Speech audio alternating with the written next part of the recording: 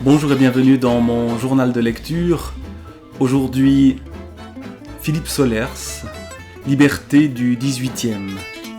Un voyage au XVIIIe siècle à travers la littérature, à travers différents auteurs lus par Philippe Solers qui apprécie particulièrement cette époque-là et qui nous donne un éclairage parfois surprenant sur des auteurs très célèbres, d'autres oubliés, et qu'il met généralement en opposition avec ce qui suit et avec notre époque, un XVIIIe siècle français, et par essence français, et un XXIe ou un XXe siècle, puisque de fait ce livre date de la fin du XXe siècle, et un XXe siècle, mais le constat est sans doute toujours valable, et sans doute même pire, qui paraît bien lourd, bien sombre, bien mélancolique par rapport à la lumière du XVIIIe. Et il commence d'ailleurs par un peintre, les surprises de Fragonard. Cette vision du monde qui met en avant les plaisirs, la lumière, et puis il y a d'autres œuvres sur Fragonard. J'ai pas grand chose à dire parce que je connais pas bien ce monde-là, mais il y a surtout les écrivains ensuite. Il y a Sade qui pourtant pose problème, et il cite certains passages des 120 journées de Sodome qui sont absolument terribles. Je ne vais pas lire là, c'est trop affreux, avec une ironie chez Philippe Solers qui a l'air de dénoncer ceux qui mettent en pléiade des livres aussi terribles. Faut-il poursuivre après avoir cité des horreurs ? Faut-il poursuivre ? N'est-il pas évident que nous sommes ici au-delà même des crimes nazis ? Pourtant, les éditeurs ont l'énorme aplomb d'affirmer, sans banalisation ni provocation, Sade a sa place dans la bibliothèque de la Pléiade. Jolie place en vérité à côté de la Bible. Il suffit de citer 15 filles passent 3 par 3, une fouette, une le suce, l'autre chie. Bon, moi je suis peut-être un peu du côté des censeurs ici. Sade, j'avoue être moins enthousiaste pour lui que ne l'est Solers. Mais il y en a d'autres. Il y a Saint-Simon, la folie Saint-Simon. Il y a l'apologie de la marquise de Merteuil, dont il reproche que le film sur les liaisons dangereuses ait été fait par des gens qui la font parler en anglais. Peut-être Laclos ne serait-il pas autrement surpris de voir ces liaisons représentées au cinéma en anglais et de déchiffrer sur les lèvres de la marquise de Merteuil, glissée dans la belle bleue, intelligente et un peu massive Glenn Close, le mot « war ». Entendez « war », O-U-A-2-R, adressé à Valmont. On s'en souvient, il s'agit de la lettre 153. La marquise renvoie son ultimatum au vicomte avec cette seule annotation, eh bien, la guerre. Alors évidemment, là encore, les échos de guerre qui nous viennent de partout aujourd'hui posent problème dans un XVIIIe siècle qui la met à distance, la guerre. Aujourd'hui, peut-on encore mettre la séduction sur le même plan que la guerre? On voit que tout d'un coup, la morale vient nous rattraper et que nous sommes gênés par rapport au XVIIIe siècle. Solers est encore d'un autre temps que le nôtre, et il ne supporte pas notre époque, et souvent avec raison. Et donc il va encenser les auteurs du XVIIIe siècle. Pas seulement les écrivains, il y a Fragonard, et puis il y a Mozart. Mozart devient Mozart. Suivez cette décoration de l'éperon d'or donnée par Clément XIV à Mozart. C'est son talisman, son signe de différence qui va le protéger maintenant à travers ses voyages. Nous allons vers Paris. Papa reste à la maison. C'est avec maman qu'on s'embarque. Papa viendra tout de suite après Dieu. Maman en mourra. Mais réglons tout de suite la fameuse question scatologique. Et d'emblée, tac, Mozart, le divin Mozart, il y a le scatologique. Les Mozart, c'est ainsi, et ils ne devaient pas être les seuls, ressentaient leur intimité de famille à travers l'intestin et ses suites. Tout cela est pieux, sincère, prudent, innocent. Démonstration que la famille est avant tout fondée sur de la merde en toute bonne foi produite en commun. Soit. C'est maman qui écrit à papa. Pète au lit et que ça craque. Gentille Autriche. Agréable Allemagne. Wolfgang Amadeus, lui, qui aime signer Amadé ou Trasome, Mozart à l'envers, est donc appelé par ses parents même au respect de Dieu ainsi que de la crotte et du cul.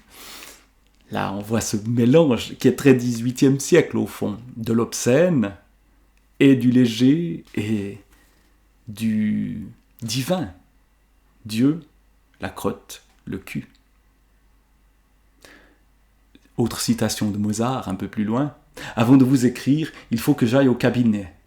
Puis un petit tiret quadratin. Voilà, c'est fait. Ah, je me sens de nouveau le cœur léger. Le cœur. On pense au torche-cul de Rabelais ici, qui monte du boyau oculier jusqu'au cœur et à la cervelle. Et Dieu sait si la cervelle, Dieu le sait, oui, peut-être. Là, Mozart est un des génies qui font qu'on pourrait peut-être croire en Dieu. Dieu sait si Mozart est doué de la cervelle. Mais il n'y a pas que Mozart. Il y a le lieu et la formule. Il y a Haydn aussi, qu'apprécie beaucoup Philippe Solers et puis d'autres. Crébillon fils, ces livres qui nous renvoient à ce qu'on appelait le libertinage. Libertinage qui, là encore, aujourd'hui, nous pose problème. Crébillon fils n'est peut-être pas Sade, mais le rapport entre les hommes et les femmes y est justement problématique. Il ne l'était peut-être pas à l'époque, ou en tout cas du point de vue d'un homme. Les auteurs cités par Solers sont généralement des hommes. Mais il y a surtout encore d'autres, peut-être plus importants que Crébillon fils. Allez, une petite citation quand même de Crébillon. On s'ennuie quand on aime médiocrement. Ça, je pense que ça reste totalement d'actualité. Et puis il y a le mystérieux Voltaire. Voltaire qui est lui aussi encensé par Philippe Solers. Si vous êtes déprimé, vous avez envie d'y voir clair, vous trouvez l'époque, donc la nôtre, la sienne, au temps de la fin du XXe siècle, mais la nôtre, c'est la même empire. Vous trouvez l'époque confuse, grégaire, corrompue, bassement commerciale, lâche, fade, criminelle, nulle, absurde. Vous allez à la bibliothèque, vous choisissez des livres de la Pléiade. Vous emportez avec vous 13 tomes des correspondances de Voltaire et un volume de ses contes. Vous ajoutez un Rabelais, un Montaigne, un Cardinal de Retz, un Pascal, un La Bruyère, un La Fontaine, 2 Molière, un Bossuet, 3 Sévigné, 2 Montesquieu, 8 Saint-Simon, 1 Diderot, 1 Sade, 2 Chateaubriand, 2 Stendhal, 4 Proust, 4 Céline. En tout, 50 volumes.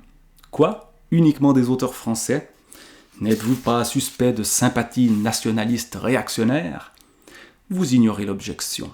Vous disparaissez le temps qu'il faut, vous vivez modestement en zappant ferme votre télévision, vous ne cessez pas de lire. Puis vous revenez, la cure a été sévère, mais la France nous paraît maintenant un paradis méconnu. Vous êtes guéri, souple, léger, insoupçonnable. Le bruit, la vulgarité, la bêtise vous laissent de marbre. Tout est pour le mieux dans le pire des mondes possibles. Voilà une cure qui me paraît valoir toutes les détox et je ne sais quoi qu'on nous propose à longueur de journée pour nous sentir mieux.